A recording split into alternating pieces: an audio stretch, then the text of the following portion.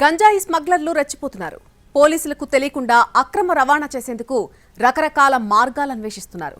కానీ ఎలా తీసుకొచ్చినా పోలీసులకు దొరికిపోతున్నారు. ఇప్పుడు అలానే ఒడిశా నుంచి వస్తున్న 410 కిలోల గంజాయిని పట్టుకున్నారు పోలీసులు. ఏమంట పుష్ప సినిమా వచ్చిందో గానీ స్మగ్లింగ్ చేసే వాళ్ళందరూ దాన్ని అనుసరిస్తున్నారు. పోలీసులకు తమ సరుకు పట్టుబడకుండా ఉండేందుకు పుష్ప సినిమాలో చూపించిన తరహాలోనే అక్రమంగా రవాణా చేసేందుకు స్కెచ్ల మీద స్కెచ్లు వేస్తున్నారు. కానీ ఇది సినిమా కాదు కదా, ఇట్టే దొరికిపోతున్నారు.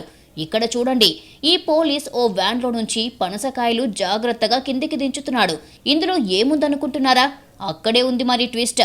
ఈ పనసకాయల మాటున గంజాయి పొట్లాలు స్మగ్లింగ్ చేస్తున్నారు కేటుగాళ్లు. కోట్ల రూపాయలు విలువ చేసే గంజాయిని పనసకాయల కింద పెట్టి తరలిస్తున్నారు.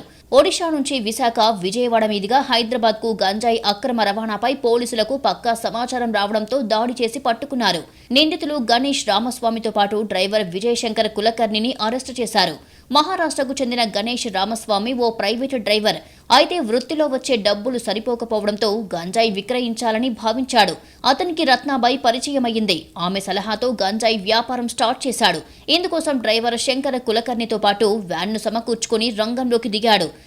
ఆ వెహికల్లో జాక్ ఫ్రూట్స్, పనస పండ్లు తీసుకెళ్లేటువంటి లోడ్ ఇది. సీక్రెట్ చాంబర్స్ అని చెప్పి సీక్రెట్ చాంబర్ కూడా చూడడం జరిగింది. అయితే ఈ అన్లోడ్ చేసిన తర్వాత పనస పండ్లు మొత్తం జాక్ ఫ్రూట్స్ అన్లోడ్ చేసిన తర్వాత దాని కింద 410 కేజీల గంజాయిని వారు ఒక ప్యాకెట్స్ లాగా కట్టుకొని ప్యాక్ చేసుకొని తీసుకొని పోతున్నటువంటి గంజాను సీజ్ చేయడం జరిగింది. దీని విలువ 1,02,50,000 రూపాయలు. రత్నబాయ్ ఇప్పటికే గంజాయి స్మగ్లింగ్ వ్యాపారంలో ఉన్నందున పోలీసులు ఆమెతో పాటు వీరిద్దరి కదలికలపైన నిఘా పెట్టారు. వారు గంజాయి తరలిస్తుండగా మాటు వేసి పట్టుకున్నారు. మొత్తం 410 కిలోల గంజాయిని స్వాధీనం చేసుకున్నారు.